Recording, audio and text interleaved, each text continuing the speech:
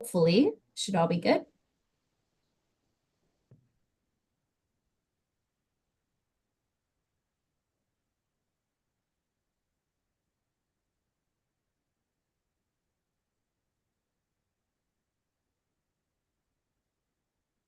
Perfect. Thank you.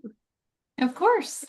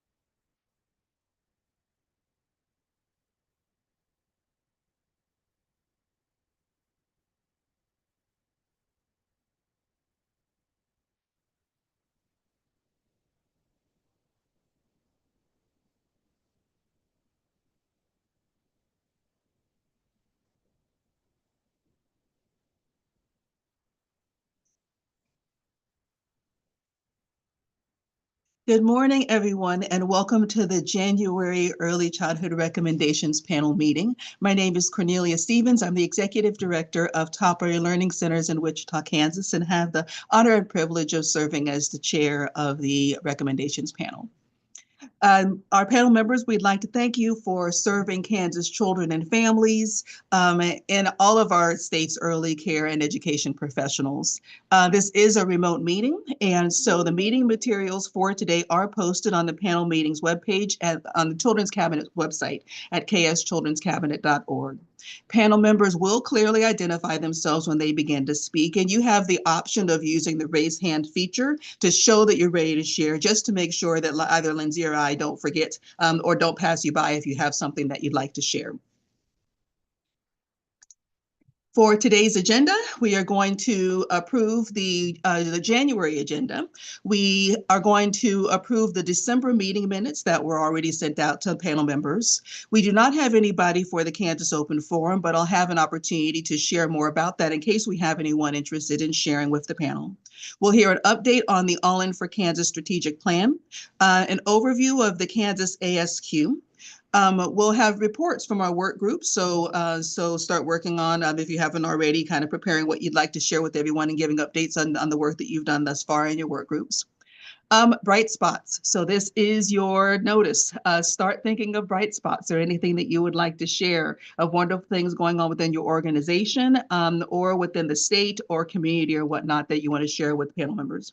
And then we will adjourn, and work groups have the option of meeting after we are done with the panel meeting, and Lindsay will keep the meeting rooms open for you to do so.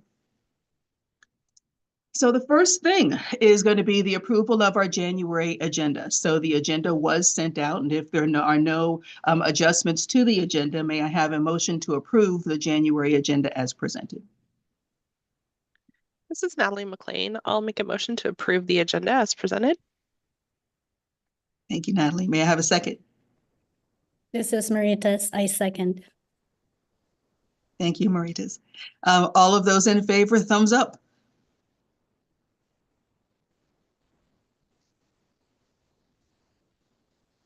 Very good. Any opposed, same sign. All right, thank you. Motion approved. So now we have the December minutes. The December minutes were sent out, and hopefully you've all had an opportunity to look at the minutes. And if there are no revisions, may I have a motion to accept the December minutes as presented?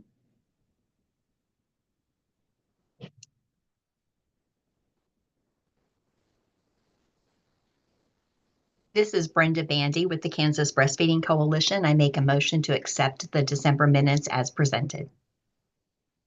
Thank you, Brenda. May I have a second?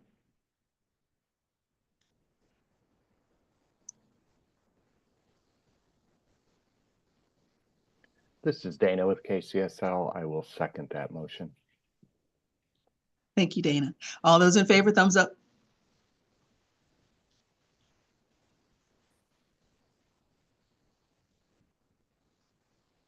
Any opposed, same sign. Very good, thank you. Motion passes. So as I stated, we don't have anybody slated to speak today for the Kansas Open Forum, but for anybody that happens to be watching today's live stream, we really encourage Kansans to come and share information that you'd like, that you think might be of interest to the panel. Some new initiative or idea or concern that you have, anything like that that you want to share with the panel. We're always interested in hearing what you have to say. If you have comments, then we would ask you to complete the Kansas Open Forum comment form, which is on the Children's Cabinet website by 5 p.m. the day preceding each meeting. And it gives you the opportunity to either share written comments or to sign up to share verbal comments with the panel during this portion of the meeting. Again, we don't have anybody slated today, but if in fact you have information that you'd like to share, we encourage you to fill out the open forum comment form so we can have you, placed on the agenda for our next meeting.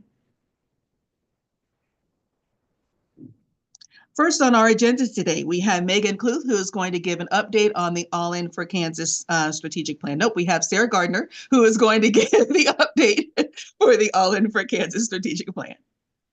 Thanks, Cornelia. I feel like the old soap operas where, a new character would come in or a new actor would come in and play the same character. So I'm your Megan Kluth for today. There are quite an honor to be her. So thanks for having me this morning. And Lindsay, we can go to the next slide. So I just wanted to talk a little bit about the strategic plan, give you a quick insight into monitoring of that plan and implementation efforts, and then I will pivot to some PDG updates and some ways that you all can participate in that process. So I think I said this in the fall when I came last time, but the plan is in action. You all are doing things that are part of the plan. Our state partners are doing things that are part of the plan.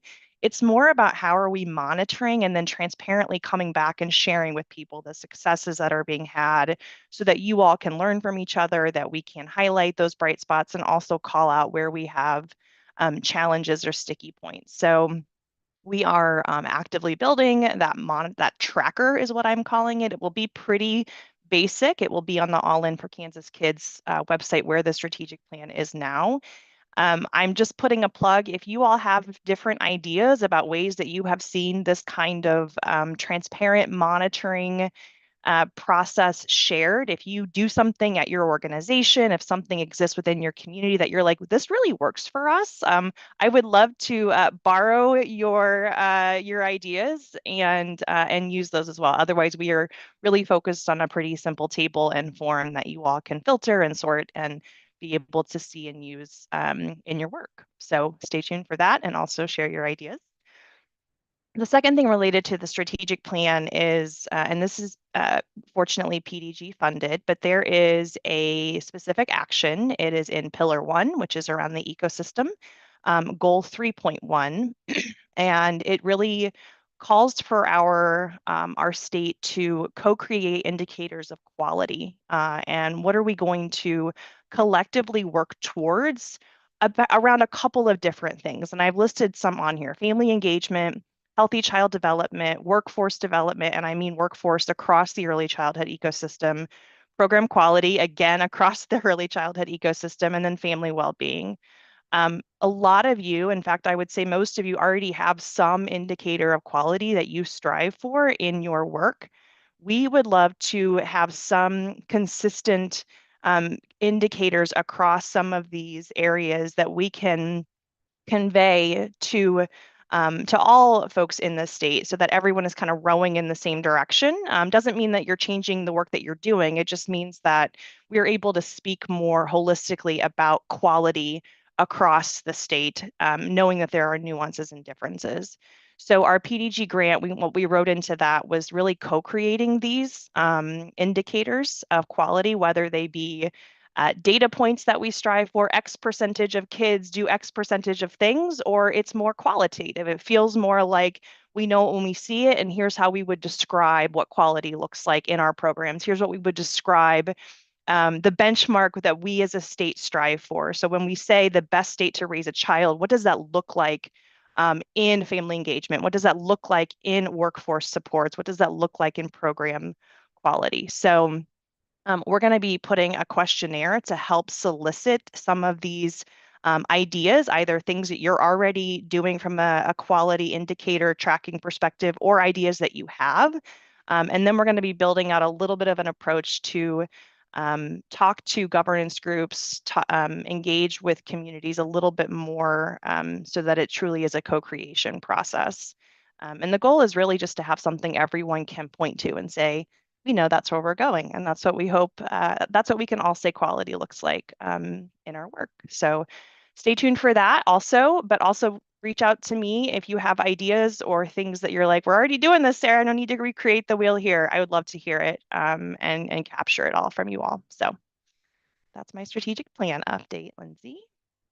And then our PDG. So we are officially 1 quarter in to this new 3-year grant that we have. So our first quarter ended at the end of 2024. And as these grants go, there's some barriers to getting contracts and things like that set up. So we don't have a ton of big progress to share in the work, as a lot of our partners across the state are getting their agreements set up and funding gets flowing. But there are some things that we want to highlight and make sure you're aware of. One is the health insurance stipends and navigation. So Thrive Allen County is the lead on this. This is work that they have been doing really well for a long time, and we were able to help give a little bit of boost to that work through PDG. So they have health insurance navigation support. They actually have a person devoted to helping early childhood professionals navigate the health insurance exchange and health insurance options that might be out there. So this is really recognizing the unique circumstances that early childhood professionals are in, particularly if you're a family child care or center business owner, the challenges of navigating what health insurance looks like as a sole proprietor or as someone who has a small staff and what that looks like. So please reach out. If you need a contact person for Jessica in Thrive Allen County, we're happy to connect you to that. The next thing is, I think maybe Megan has talked about this before, but we are piloting something using PDG called the child care zones. And this is a concept where there would be a little bit of investment, a grant potentially going to a community, a zone area. We're thinking 1 to 2 counties. And they are sort of given a little bit of latitude to invest that money in something that helps their community or communities address their local childcare solutions. So what we found in the accelerator is that it's no one type of funding, it's no one type of grant, it's certainly no one type of solution. Some communities have greater workforce challenges or more unique workforce challenges. Some communities have other challenges related to spaces or materials that providers need. So this is a pilot project that we are exploring with all 3 years of PDG, and there'll be an informational webinar on January 27th.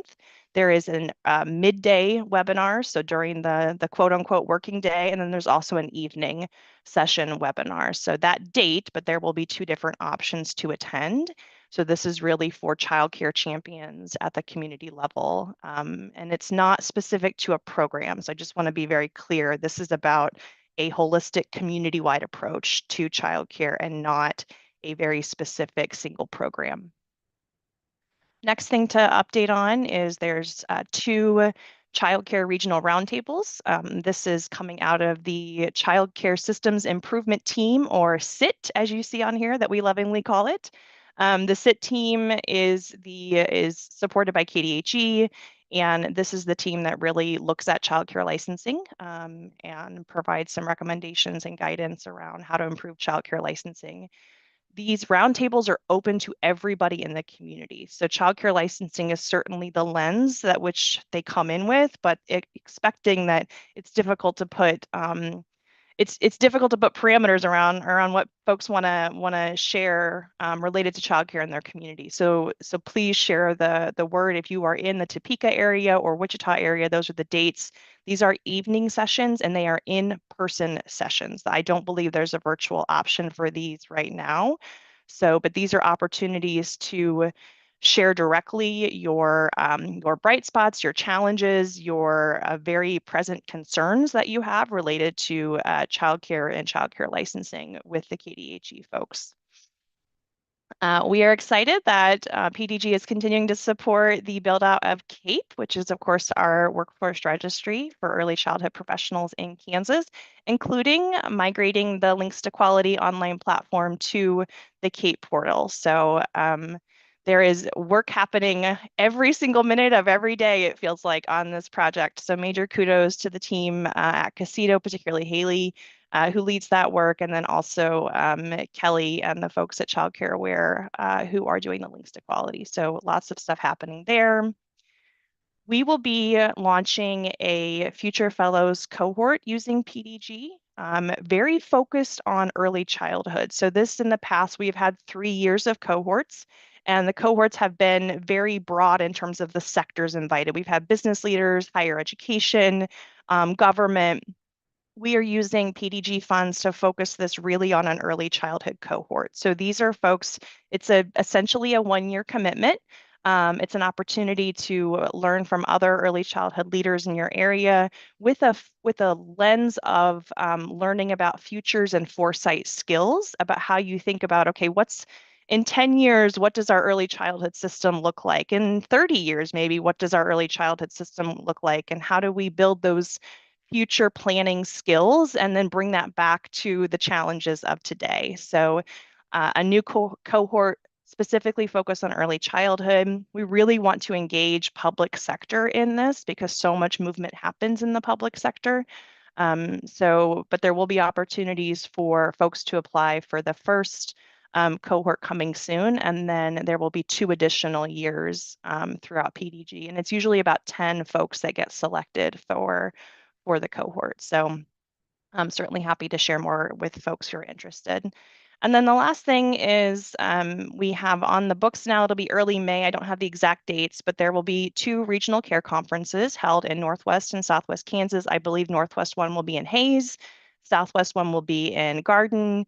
And regional care conferences, the invite list is going to be families and care providers. And we think about care as mental health care, developmental health care, obviously child care, but it's really bringing, it's a 1-day in-person conference. It's a space to bring together families and those professionals in that area. So it isn't intended to be like local in Hayes, but statewide. It's really meant to be for that region so that families have greater understanding of what's available in their region and area, and that they can help build better services and better programs that meet those unique geographic needs. So more to come on that, and we're really excited. Our partners at CAME are doing some really thoughtful work to build programming for those care conferences. So those are coming up in early May, and then in subsequent PDG years, we will come to the middle part of the state and then to the eastern part of the state as well. So everybody will get a care conference. We're just starting out west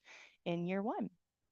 Lindsay, oh, I had one more slide. Here we go. That was me talking at you. This is opportunities to potentially participate. So lots of initiatives. I think there's 29 in PDG that we are funding. So if you want to learn more about any one thing, I know Megan's had some great conversations with a few of you already in the last month, but happy to talk more or answer more questions if you have. If you see something that overlaps or you see something you want to get plugged into, certainly reach out.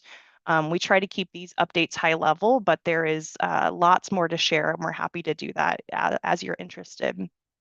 Help promote opportunities for some of the things you're hearing about. So the health insurance, navigation and stipends, the regional care conferences, the child care zones informational webinar. I know Lindsay does a great job of helping convey where to find some of this information as a panel member. And we'd love for you to get the word out to your communities and to your partner organizations at the local level. Just some childcare focused opportunities too. So again, we're talking about the full ecosystem, but obviously because of the urgent need for childcare in our state and the focus on it, just wanted to call out the zones as a childcare specific opportunity, as well as the SIT roundtables being very specific to childcare. So if childcare is your jam and that's your work, I would highlight these 2 opportunities to please put in your calendar and then also share with others. And then, as I mentioned, those early efforts to co-create indicators of quality, kind of casting a wide net here. And if you've got something that you think works really well for your program or your organization or your community, we'd love to again borrow it and potentially scale it for others to learn to adopt as well. I think that's what I have, Lindsay. I'm happy to answer any questions if folks have them.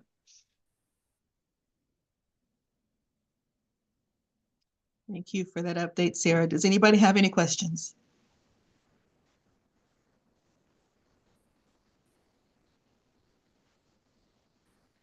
Okay, if none, look forward to getting information so I can attend the Wichita, child care focus groups. That's exciting that they'll have in, Topeka and Wichita. So thank you for that info. So we are now going to have Amanda Peterson and Stacy Clark, who are going to share information regarding the Kansas ASQ. Good morning, everybody. It is great to be here. My name is Amanda Peterson. I'm the Director of Early Childhood, and it's wonderful to see both a lot of familiar faces and then some new folks as well. So if I haven't met you yet, it's great to be, well, for all of you, it's great to be here with you today. Stacy, would you like to introduce yourself? Yeah, good morning. I too was looking through who was attending. I was like, oh, I know a lot of these people, and if I don't know them, I feel like I've emailed them. So yeah, it's good to see everybody. I'm Stacey Clark. I work at KSDE, and one of my roles is supporting the ASQ. So. Our biggest hope for the next 40 minutes or so is that we have a good, engaging, interactive conversation. So we have some slides that are going to guide our work, but something that I absolutely love about our work to build out the ASQ in Kansas is because it is something that can be used in a lot of different sectors with people working in with a range of ages of kids and families from nearly birth up through kindergarten entry. So all throughout, I really hope that you are thinking about what the ASQ looks like in your work and in your communities, and that we get to have some good conversations. So we're going to quickly highlight some of the places where our ASQ work in the state of Kansas bolsters and advances the work of our All In for Kansas Kids strategic plan. My favorite piece, we have data for calendar year 2024. So we're going to share with you all some of that data so that you can see what our ASQ results look like across the state for this last year. And we're going to have some discussion questions along the way where we think about the ways that we as a state are engaging and supporting with families of kids up through kindergarten entry. We're going to think about what the ASQ data tells us and maybe what other questions that we have as we're looking at it. And then all throughout, we appreciate that this is a really big undertaking at the state level, and we would love your advice on things that we can be doing to keep making this be a really effective part of our Kansas early childhood system. Does that sound like a good plan? Perfect. So just a really high level piece. I know that with any group, we probably have a wide range of, as I look through, I see people who I know train on the ASQ and who are ASQ experts. And I also see people maybe where this is newer. So just so that we've got a good shared understanding of what we're talking about when we say ASQ. Sorry for the acronym. ASQ is Ages and Stages Questionnaires, and it is a developmental and social emotional screening tool, questionnaires that are completed by parents to provide a quick snapshot of children's developmental milestones. The ASQ3, the Ages and Stages Questionnaires 3rd edition, is the developmental screener, and you can see the areas that it addresses here on the screen. And the ASQ SE2 is the Ages and Stages Questionnaires Social Emotional 2nd edition, and it's a social emotional screener. When we think about the work of the ASQ in Kansas, it's always a little bit difficult to decide when to start this timeline. For a long time, I would say that the ASQ had been around for 30 years, and then I realized that I've been saying that for about 10 years. So now I can say that the ASQ has been around for more than 40 years. And it is a really valid, reliable tool that's been extensively researched with the appreciation that parents have a very good understanding of what their children know and are able to do, and so are very good and reliable sources of information when we think about children's developmental milestones. In Kansas, though, when I think about some of this work, some real highlights in terms of our work to expand it to make sure that it can be available everywhere. In 2015, of course, our Kansas State Board of Education adopted our Kansans Can vision that Kansas will lead the world in the success of each student, and identified kindergarten readiness as a really important piece of that. And so the State Department engaged a number of early childhood experts to think about how we could best advance that work and support transitions into kindergarten. At the same time, there was some terrific work that was being led by the Kansas Department of Health and Environment called the Kansas Early Childhood Comprehensive Systems Grant. That was also working to expand access to the ASQ in health settings and home visiting and other early childhood settings. In 2017, as a State Department, we executed a contract with Brooks Publishing, which is the publisher of the ASQ, to select the ASQ as our state tool for a kindergarten readiness snapshot that all schools would use as children transitioned into kindergarten. And the 2018-2019 school year was the first school year where all Kansas schools were using the ASQ for those incoming kindergarten kids. Of course, in that time frame, we also began really working together more closely as state agencies as part of our All In for Kansas Kids strategic plan.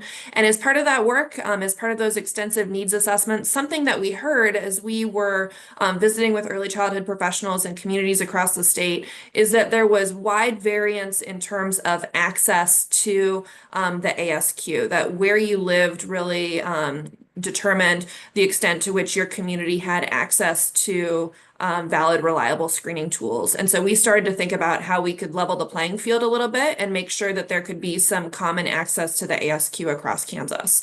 And so in 2020, we re-signed a contract or expanded a contract so that the ASQ could be available not just to schools, but to all community-based partners. And the State Department of Education worked closely with our Kansas Department of Health and Environment team to be able to make sure that our Part C early childhood developmental services programs across Kansas could have access and support community enterprise accounts so that any other non-school entities in those communities could have access to a online ASQ account paid for by the state. So that work is also reflected here. That brings us to our updated All In for Kansas Kids strategic plan. So we're going to have a discussion question in just a second after we highlight some of the pieces in the All In for Kansas Kids strategic plan that tie into this work. So please do be thinking about, from your perspective, your seat, your community, how are things going when we think about the work to engage families of children who will eventually attend kindergarten to help them prepare for school success. But let's first talk about a couple of the sections of the All In for Kansas Kids strategic plan that relate to this work. First, when we think about the ecosystem section, you know this because you just heard about it from Sarah for what the All In for Kansas Kids strategic plan is. And I know that you all are quite familiar with that. So on the next slide, we've got our Pillar 1 ecosystem, and it has Goal 6. Lindsay, there we go. Thank you. Sorry, I built in some fun animations for this section. Fun's maybe a stretch for that sentence, but I built in some animations. So goal 6 is all around strengthening existing tools and creating new resources to make sure that families can have seamless transitions between services. So when we think about the ASQ on our next slide, we've got 3 different activities, and Lindsay, you can click through those 3. But we've got a number of ways in which the ASQ is able to support that. So of course, when we think about the kindergarten readiness snapshot, being able to have a common piece of data that can be used by both school systems and other early childhood partners, we think is really helpful because families can be getting consistent messaging about how to monitor their child's developmental progress or how their child might be doing. We have an action all around expanding uptake of the statewide ASQ systems among our community-based partners. And I think we've got one more action here.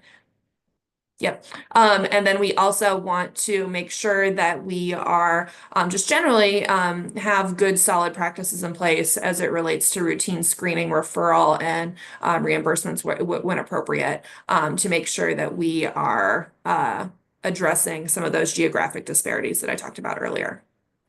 That's not all though. We have more. So when we think about our early childhood workforce and environments, we have a goal that is specific to supporting our early childhood programs to make sure that they are high quality. Sarah talked about this a little bit earlier.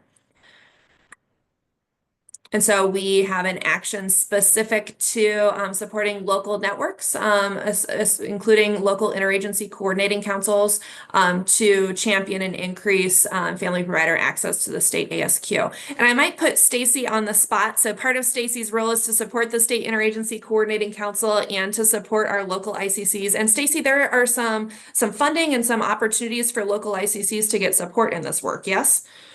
Yes, there is. So one of my other roles here at KSDE is supporting the State Interagency Coordinating Council.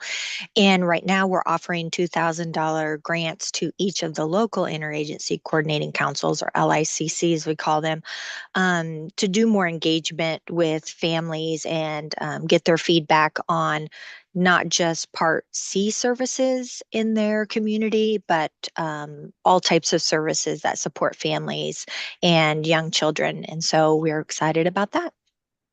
Thanks, Stacy. And then finally, in pillar 3, when we think about the experiences of children and families, I am just consistently struck in this work by how much ongoing work there is to educate families of young children about their child's development and about the kinds of resources and services that we have available. So there is a goal in that pillar around building families' awareness of the services that are available to help them.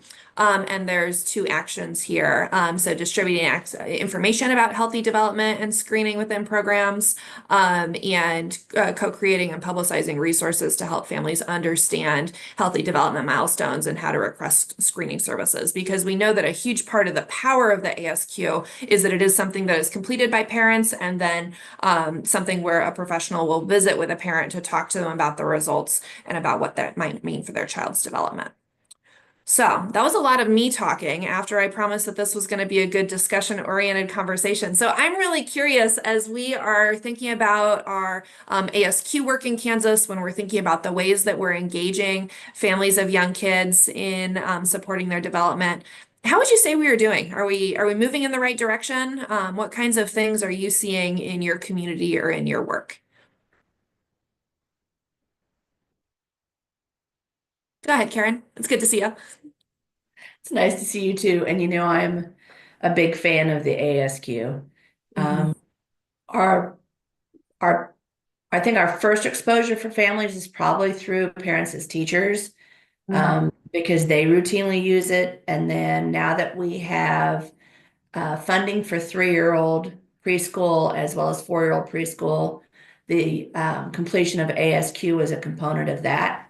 And we really utilize that as a first point to make a connection between school and family by making sure we communicate with families that because the parent is the child's first educator. And so as the child's first educator, it's vital that they conduct the child's first assessment.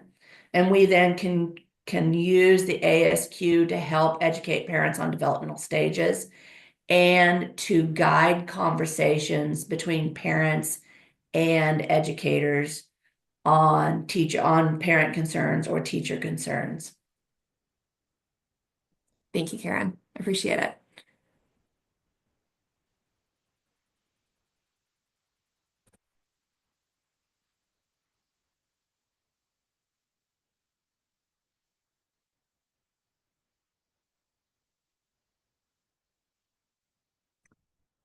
I see lots of people on here who I know work on the ASQ. So let's say that we'll hear from 2 more people and then we'll move on to the next slide. Does that sound good?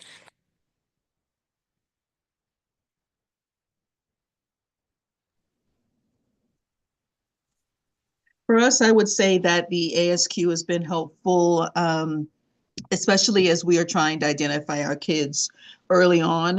It kind of gives us kind of some maybe insight on whether or not we need to refer them to our districts, for further evaluation. And so that's been, I think it's been enlightening for parents to actually have a better understanding. We do have some families where we maybe what the parents report versus what the teachers see don't necessarily match.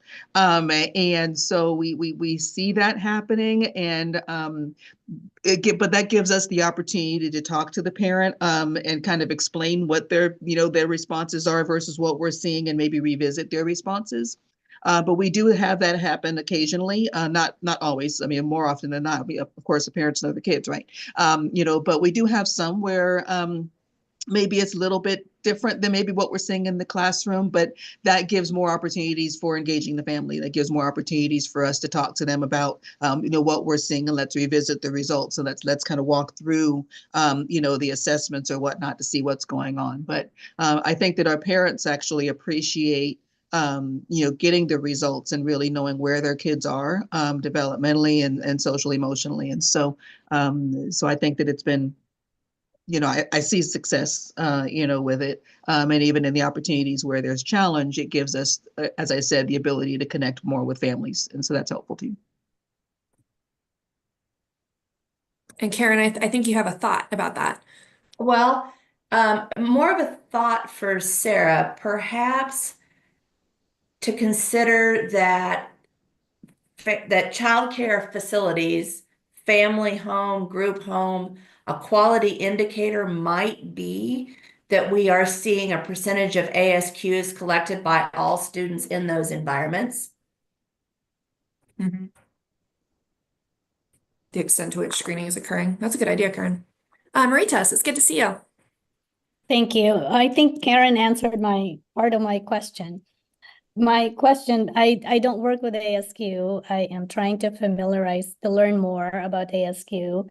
My question earlier that I wrote, but I think Karen answered it, is the ASQ for preschool, for the old preschool, for early childcare facilities, and is it required?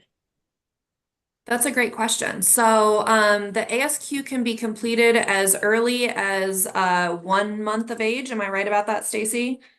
1 month of age, and it can be the age ranges run through 77 months and 30 days, which is 6.5 years old. So there's a wide range of ages that it can be used for, and then there's also a wide range of programs that can use it. So we've heard already today about parents as teachers and preschool programs. Our incoming kindergarten students will complete it. It can also be used in healthcare settings.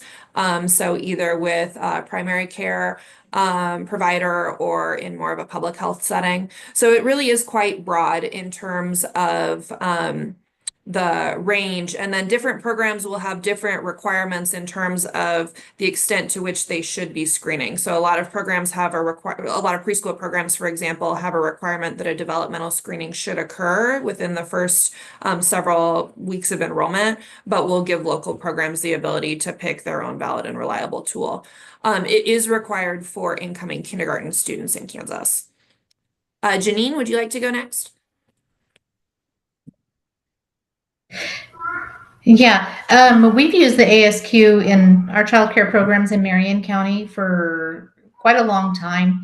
The Families and Communities Together program is who we kind of do that through.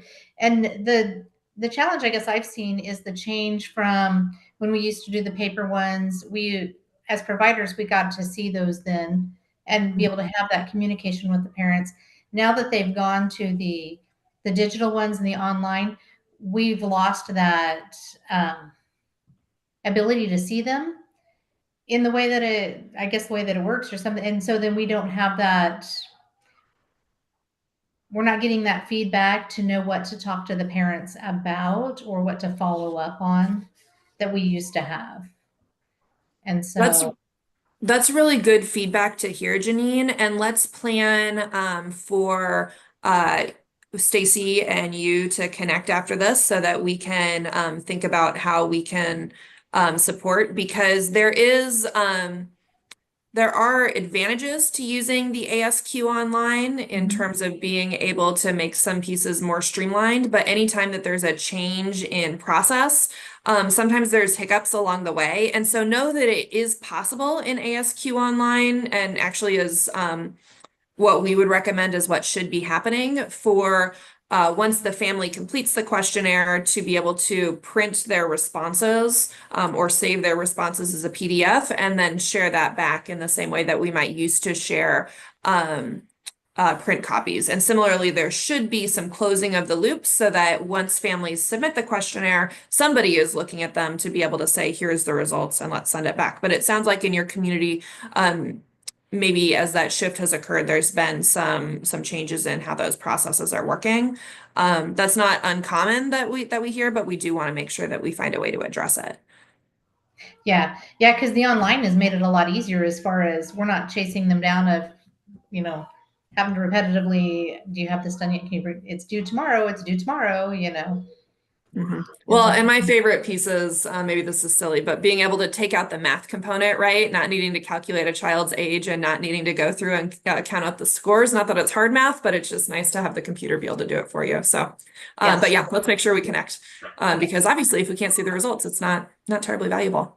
Yeah. Hi, Kelly. How are you doing this morning? I'm great, Amanda. How are you? I'm wonderful. Actually, that last comment was really helpful to me. We have tried for a couple of years to really work with our early education partners to either help them learn to administer the ASQ, to give them the kit. And we haven't had a ton of success.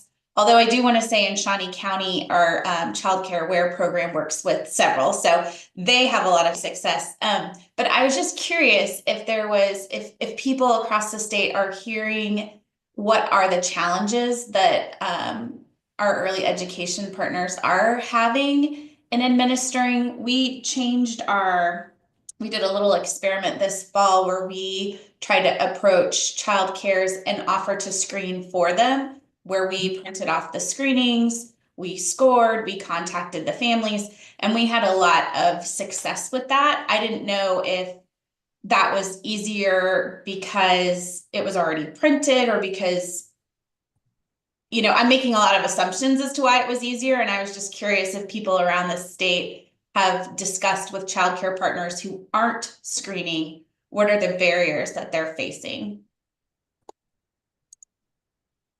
That's a really good question. Do we have anybody on here who's had those kinds of conversations? Go ahead, Mandy. I was hoping you would raise your hand. Hi, everyone.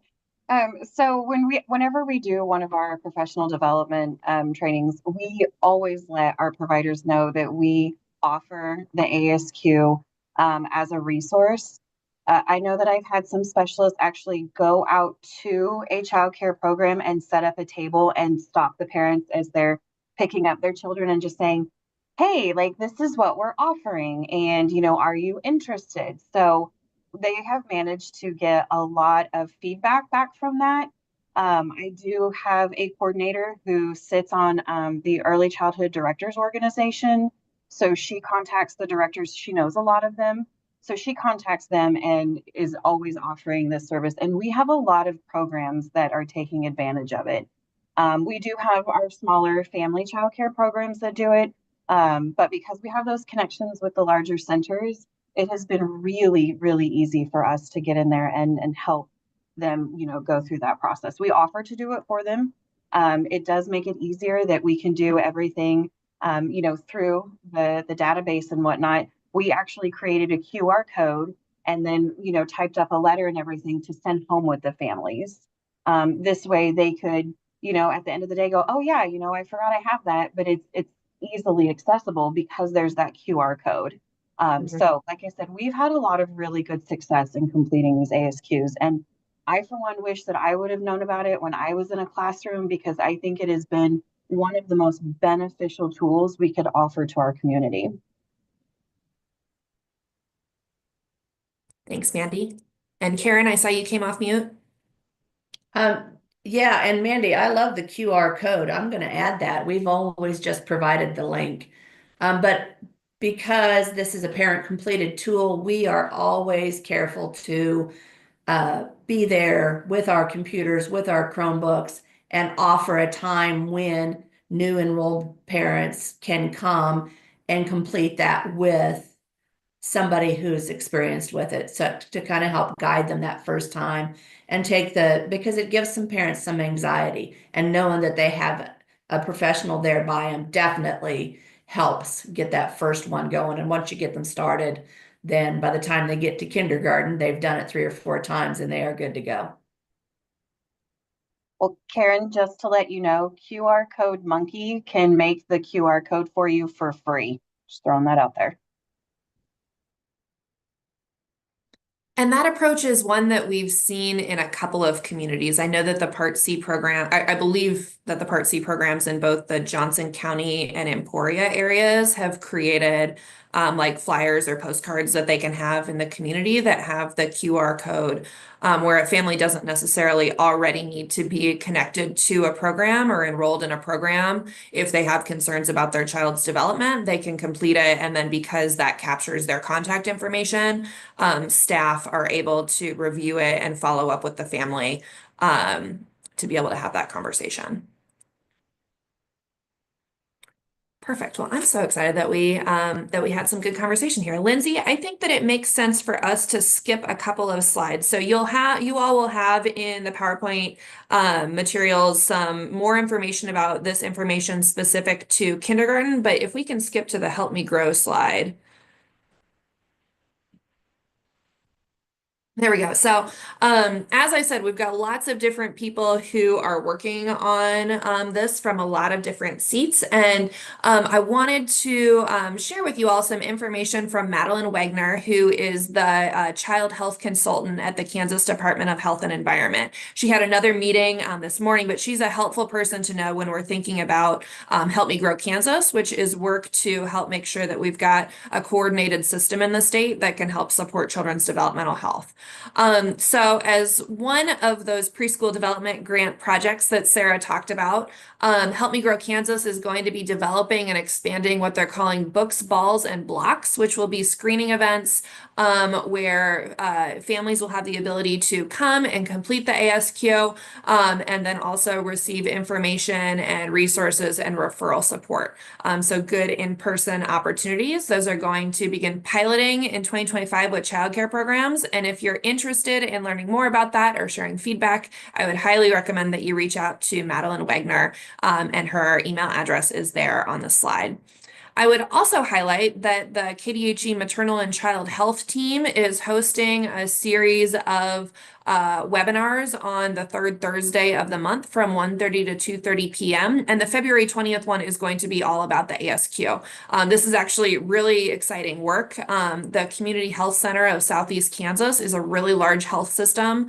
I think that they serve it's either 3,000 or 5,000 children under 5 every year. And they worked about a year ago now to incorporate the ASQ online system into their workflows. So previously their screening was on paper and kind of depended on which location they were at. We were able to work together with them to get them connected to the ASQ online system and to incorporate the ASQ online into their workflow when a family is coming in for a well child check. So it's incredibly exciting work. I would highly recommend, if that's something that interests you, that you sign up on the KDHE website, and the link will be there in the slide to join that webinar on February 20th.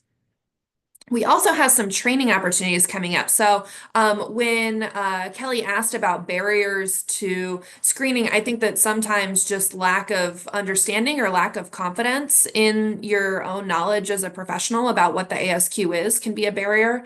So Stacy, do you want to talk a little bit about some of the upcoming training opportunities that are coming up and some of what we've learned in those training opportunities before? Yeah, and I also wanted to highlight something else that's recently been happening with the ASQ. So one of the professors at Washburn University has been asked to review the Can Be Healthy guidance for that health departments use when they're giving those screenings, and incorporating the ASQ more in that. And so I am working kind of closely with her to make sure that health departments across the state have the training that they need to be able to effectively administer the ASQ and know what the proper follow-up is for that. So hopefully we'll be seeing more health departments across the state also administering the ASQ. So, but I'm excited that we'll have our traditional introduction to ASQ training coming up on April 24th. Wow, that's just next Friday. And then something new that we're going to do is there are people who are using the ASQ, have used the ASQ for years, and just feel like they need a deeper understanding of how to make it more impactful. And so we're going to have the first of hopefully a new series of trainings that really takes people who already have that basic understanding of the ASQ, and we're going to dig in a little bit more to specifically what it is that they need. And I see Tabitha's on here. Tabitha and I are doing this, both of these trainings together. So we're excited about them and just sharing with people across the state the importance of, like we've all been saying, educating parents about developmental milestones, identifying children who might need additional supports, and then building those relationships with families. You can I should say you can register at the TASN website. I think it's on the slide. So we hope to see you there. And oh my gosh, let me just take a minute to be in denial that January 24th is next week, Friday already. That has gone really quick. But those are really terrific trainings, and they do give people the opportunity to do a little bit of role playing, which we have found to be incredibly helpful, where somebody will pretend to be a parent and somebody will play the role of professional to be able to say, okay, here's a sample ASQ. Let's talk through what that conversation might be. So as you are working with others, we found that that can be a little bit awkward at first, but that is really a helpful way to build confidence so that people can have those conversations. All right, I want to make sure that we do get a chance to look at a little bit of data, because I think that this can spark some good conversation. So we're going to be taking a look at our 2024 aggregate data. So this is every screening that we have in the state for calendar year 2024. There's other more we haven't cleaned this data at all. So there are some cases where there are more than one screenings for a particular children, for example, but this is our biggest pull of data. And we think it's really important to keep in mind that when we talk about the ages and stages questionnaires, these are screening tools, not diagnostic tools. And so they can indicate risk, but they do not diagnose a developmental delay. So that is a useful piece to keep in mind when we are looking at this data. And as we are looking at it, please do be thinking just about what reactions you might have. So I really like this slide because it shows that over time we are making progress in terms of seeing more and more screenings completed. So this is the number of children screened. Again, this data could be a little bit cleaner because we've got multiple programs in here, but it shows that in 2024 we had, oh, I lost my number there.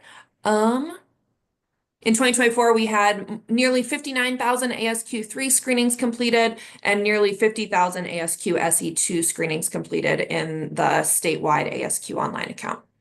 And we also, when you're thinking about the age ranges of children screened, on our next slide, we've got some information about what ages are being screened. So this used to be a pie chart, and then my good friend Dr. Lynn Schrefferman at Wichita State gave me some really exciting research about the ways that human brains do and don't process pie charts. And so now you get to see this in a bar chart when you are looking at the number of Kansas children who are screened. This is kind of a rough way to look at it. It's looking at the age interval of the ASQ. But what's really exciting or what's really notable here is that Just about a third of the ASQ screenings that were completed last year were completed for children in that 60 and 72 month age interval. So we really are seeing more screenings in the system for younger children. And I think that that is so important because when we're thinking about being able to engage with families about their children's development or being able to identify any children who might need any additional support, we know that earlier is better, right? That being able to quickly and early on identify any areas where a child might need more support is going to be more effective in the long run. But the big exciting slide is coming up. Let's go one more. There we go. So this is a slide that shows our ASQ results from this last year, and I'll let you take a minute to take a look, but it shows when we think about the ASQ and those screening results, there's a component that indicates that a child is meeting benchmarks or on track. There's a monitoring zone, and then there's an area for each of these domains that indicates a level of risk. So when we're looking at this, what do we see? Can we go back to that? So here's the question, but let's keep this one up.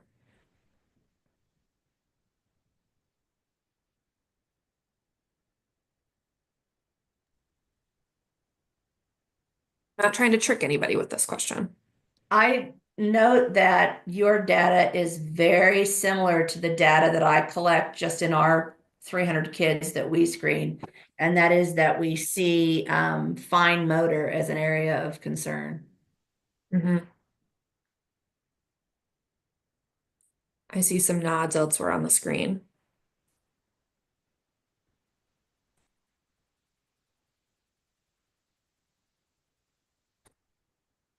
So I'll recommend that when we're thinking about this data or when we're thinking about how to display and talk about it at a local level, one, if you ever need any help at all, we've got the practice pretty well down for being able to pull data out of ASQ online or help you learn how to pull data out of ASQ online and then format it into a PowerPoint slide like this one so that you can visualize it in your local program or your local community. So don't hesitate to reach out. It initially took me a little while to figure out how to do it. And then now, after having done this several years for a whole bunch of age ranges, I think I can do it in my sleep. So I would be glad to help you perhaps achieve that level of PowerPoint wizardry. But we found that it can be really useful just to be able to put this slide up and be able to talk about what it means. I was with a group of superintendents in the Hutchinson area yesterday, and we had a great conversation for about 10 minutes about what they're seeing in their communities, what kinds of programs or what kinds of things we might be able to do to address this, or what kinds of effects we're seeing in kindergarten and early elementary years and beyond. So I do think that being able to just share this kind of information in your local community and be able to have some conversation about, gosh, okay, this is what we have today, but this isn't destiny, right? So what can we be doing with our younger children to be able to support their fine motor development, for example, if that's what we're seeing locally as an area of need? Does anybody have any advice maybe for things that they've done to address trends that they're seeing in their local ASQ data?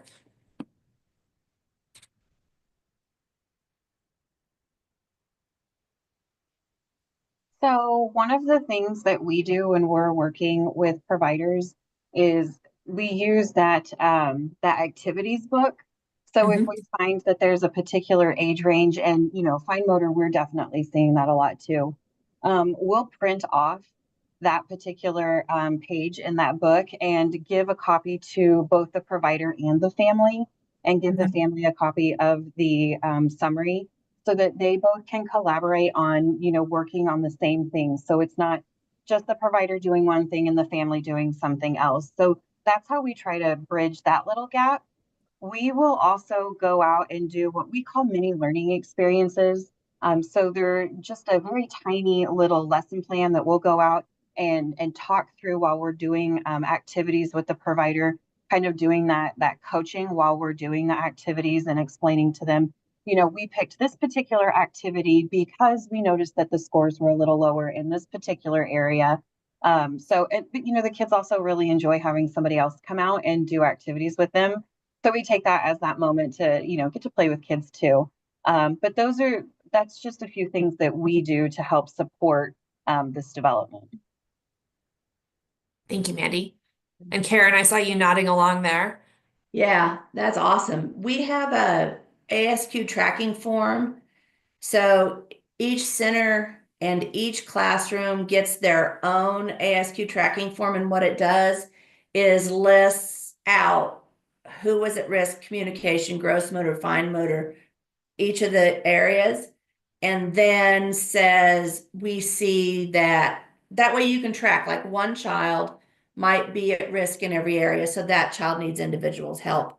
But when you look at the overall classroom, maybe overall the classroom has a lot of kids at risk in fine motor, so then we can provide that educator with some ideas or resources how to increase that area. So it's like a one-page way to give a teacher an overarching view of their classroom.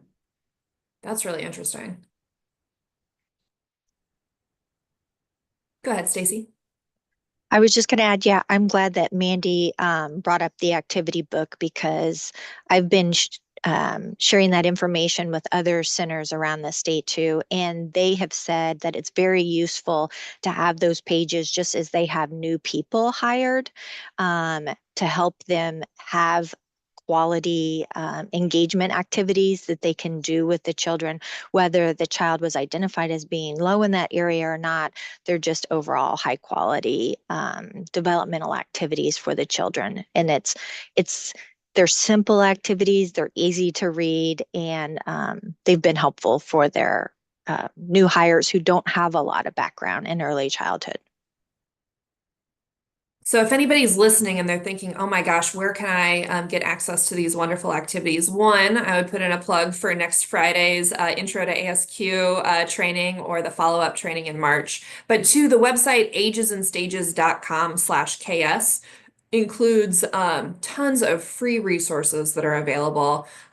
There is no shortage of free stuff that's available on that website under the resource library. And then also for a very affordable amount, programs can purchase the learning activities book that includes even more targeted activities by age. So that piece is really helpful. I knew that the time would go quickly with this group, so know that in the slides that you'll receive, you will have, if you want to see this 2024 data broken down by age range, you can. That's something that we've experimented with, and you'll also be able to see aggregate scores from either 2018 or 2019 through 2024 if you're interested in seeing trends over time. But I think today, to close out, just if we do have any final words of wisdom or requests, things that we can be doing at the state level to better support this work. Is there anything that anybody would like to share to help us out?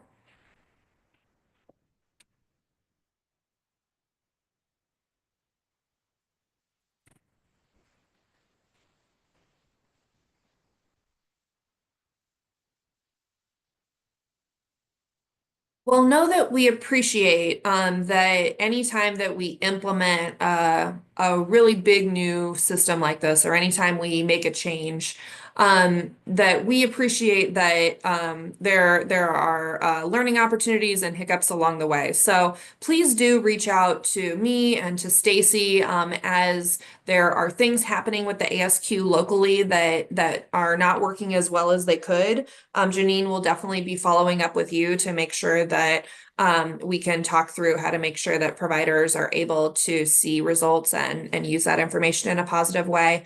Because we want to make sure that this is a system that can work well for the state and can work well for all the many different types of programs who use it. So thanks to all of you for both sharing your insights so generously this morning, but more importantly for all of the incredible work that you do all the time to be able to help kids and families get the best possible start in life. We appreciate it.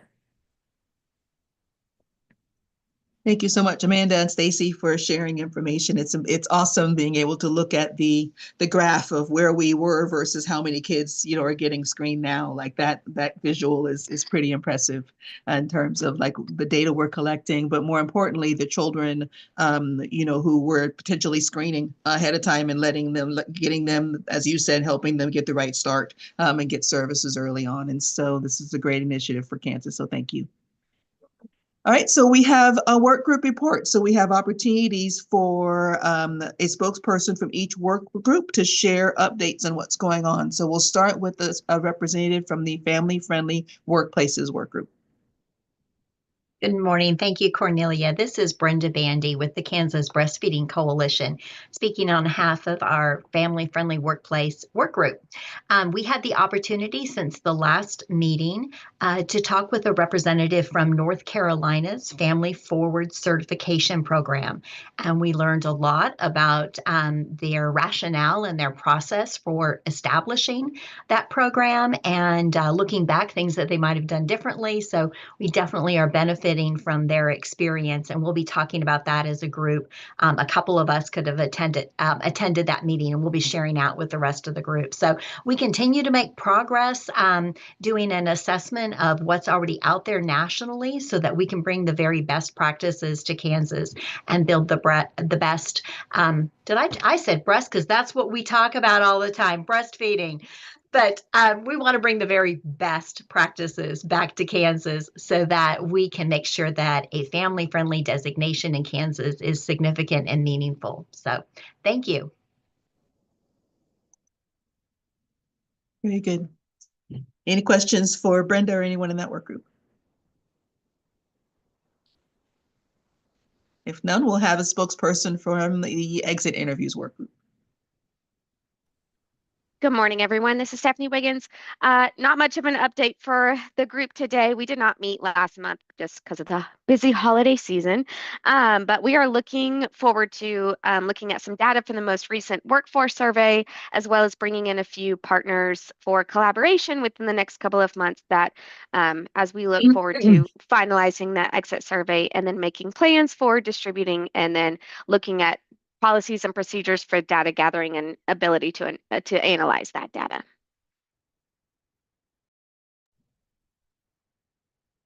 Thank you, Stephanie. Any questions for the exit interviews work group? None. May I have a spokesperson for the mental health supports group?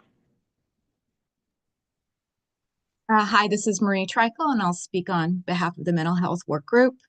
At our last meeting, we worked on envisioning a model to work with, maybe one that included pillars of existing supports that are in place and ones that maybe aren't or where there's deficits. And we concluded by thinking we would research more about using the 8 dimensions of wellness, which is a public health model that's been around since the 70s. And those 8 dimensions are emotional, physical, occupational, financial, environmental, social, intellectual, and spiritual. And we know that a couple of those pillars, we already have work groups that have done work or are currently working in those areas. And that's just where we're going next with our meeting today. Thank you. Very good. Any question for the mental health supports group? If none, may I hear from someone on the targeted journey recruitment group? Hi, this is Amy Gottschammer for this group. We did meet after the recommendations panel meeting last month. And so we were able in the meantime to connect with Taylor Spangler from KSDE Career and Technical Education, who will be visiting with our group this morning, right after our panel meeting, to discuss programs that are offered to high school students. So we're looking forward to that. Also at our last meeting, we're really looking to kind of focus and kind of determine what our goals are here. And so we reviewed the strategic plan, pillar number 2, the early childhood workforce and environments. And in reviewing the goals, decided that goals 1, 3, and 4, which focused on areas like compensation, professional development, and high quality programming, were a little outside of our wheelhouse, but the goal number 2, which covers building workforce capacity seemed like it really aligned most closely with us. So we decided to focus in that area. And so we brainstormed a lot of ideas at our last meeting. And we came up with both some things that we want to research, as well as people that we would like to come in and visit with us. So we're looking at asking someone to come in and speak with us from about career navigators, about the child care subsidies provider study. There's a group work from, I guess, the school districts and Allen County and KSD that are working on CDAs in high schools that we would like to hear from. We also discussed things like that rather than focusing solely on addressing barriers to recruitment, but that we also focus on maybe what brought people into the field and see if that doesn't provide some information for us. So see if there's something maybe in the workforce survey that could help us with that, if there's some data or reports that we could review from that aspect of it. We talked a little bit about the Promise Scholarship and that we thought that there was maybe some barriers in the eligibility requirements that we could review there. And we also looked at we talked a little about the workforce development and just in general about how documentation works with the high school pathways, and how sometimes when we get different students that they don't always have KDHE approved documentation. And so when they come to other people like in the community, if they're not all having universal kinds of professional development, that it's hard for us to kind of navigate all of that. So just seeing if there was maybe a way to have a discussion about that might make it easier when they're coming from and looking to be recruited into the field, that we don't want them coming with all of this sort of disparate kinds of documentation. So there's a lot of discussions we had. So today, once we have our visitor, if we have any time left over after that, we're going to try to start drilling down a little bit more on all of those ideas and seeing if we can focus a little bit and follow one or two of those paths. Thank you. Very good. Thank you, Amy. Any questions for Amy or anyone in the Targeted Journey Recruitment Group? And if none, may I hear from someone from the System Progress Communications Group? Good morning. This is Kelly France Langford reporting out for the Systems Progress Communications Group. We met after the last panel meeting and decided that our next step would be our focus on building an inventory document to look at all of the current organizations and work groups that we know about across Kansas, and then to be able to hopefully start identifying some of the ways that communication flows from those groups. I looked at the document just this morning and we are off to an incredible start on building it. So we're meeting today and then again, I believe the first week of February, and have a great team working on this. So thanks, everyone. Very good, thank you. Any questions for that work group? Okay, if none, thank you all for your updates and look forward to hearing more about the progress that your work group is making in future meetings.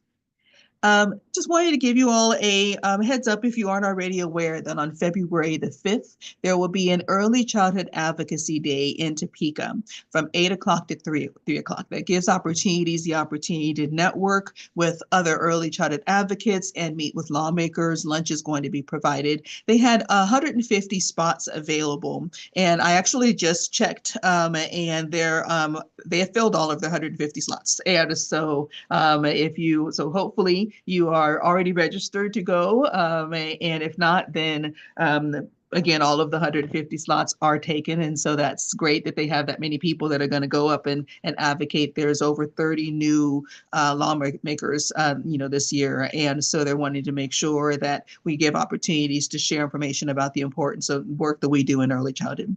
And so again, that is on February 5th, and so hopefully we'll see many of you there. We also are going to have a little bit of a change on our February 21st meeting. We are going to have our fourth, right, Lindsay, Early Childhood Government Summit.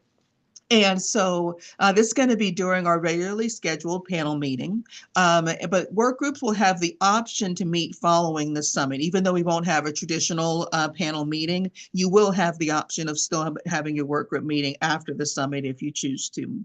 The goal is to bring early childhood governance group together to discuss opportunities for how we can work together to best accomplish the goals of the All In for Kansas strategic plan, to share and celebrate each group's progress to date and discuss group goals and potential challenges for 2025, and then to make connections across the early childhood system for current and future work. And so please save the date. Note that again, the 21st of the meeting on February 21st is not going to be our traditional panel meeting, but it is going to be the governance summit. And I think that, definitely enjoyed hearing from all of the state agencies and the things that are going on or whatnot across the state in these summits. And so I think this is going to be a great opportunity, again, for that connection and collaboration. So perfect. So you all had opportunities to think about bright spots, to think about the wonderful things happening within your organizations, within your communities, or across the state. So who would like to go first? Who has any bright spots they'd like to share?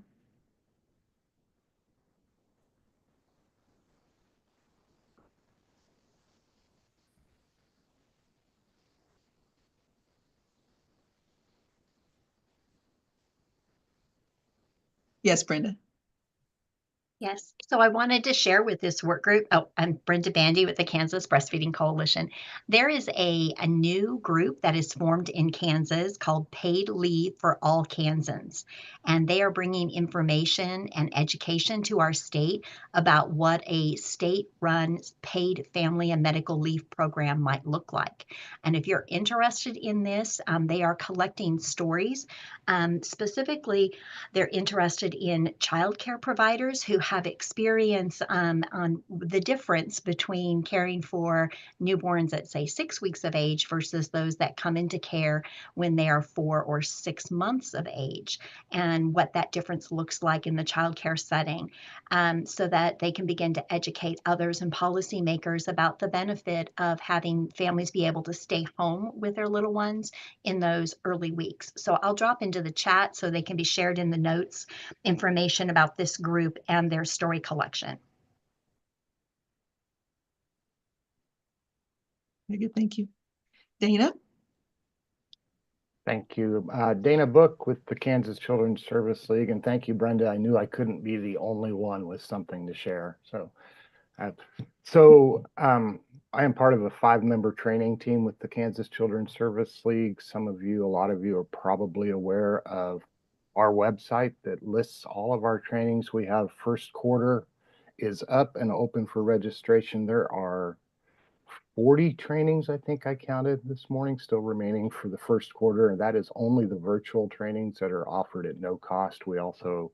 It's conference season, so we're all out doing conferences and live trainings and such. But I will share that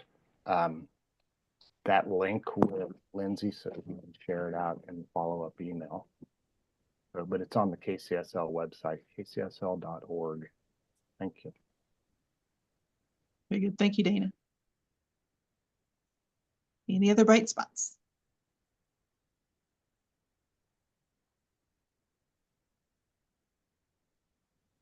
Maritas? Hi, this is Maritas.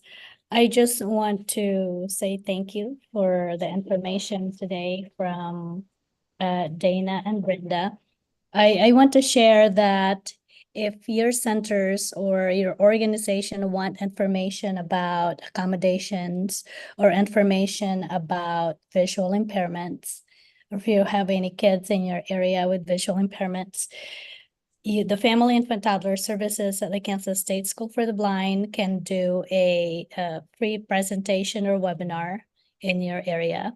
Our program works in partnership with the Infant Toddler Services of Kansas, but we do present presentations and training to students.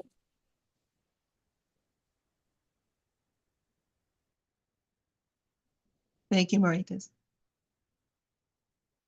Any other bright spots?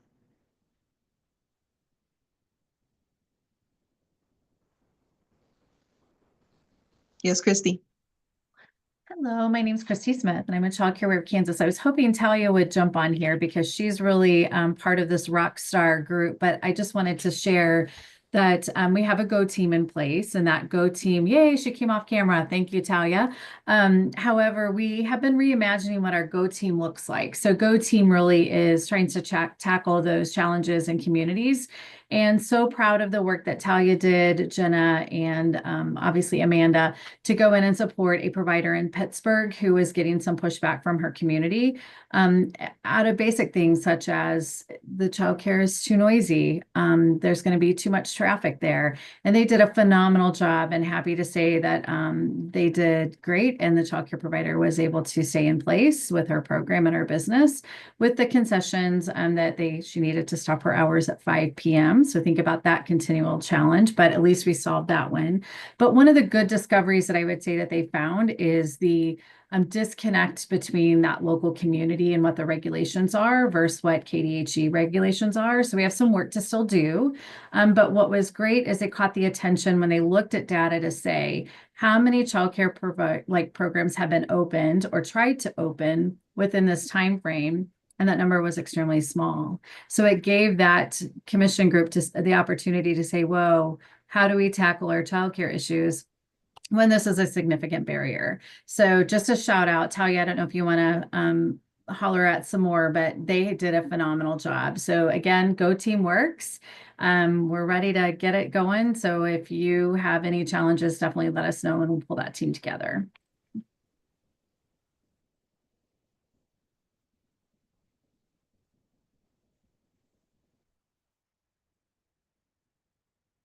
Awesome work, and thank you all for working together to save that program. And nice to know we have that secret Go team, that we can holler at if there's a need. So that is awesome. Any other bright spots? Anything to be shared?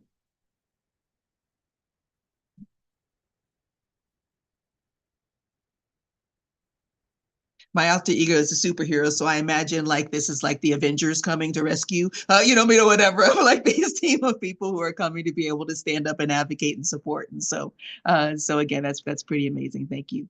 If we have no further updates from anyone, again, it doesn't have to be anything big or small, but if there's ever anything that you want to share, this is your opportunity to do that.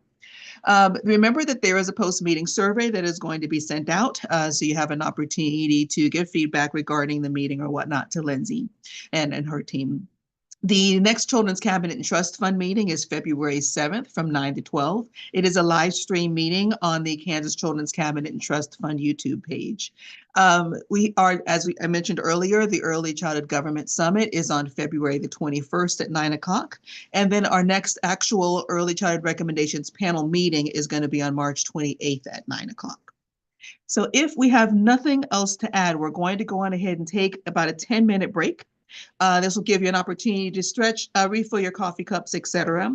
It is at 20 minutes after 10, so we'll come back at 10:30.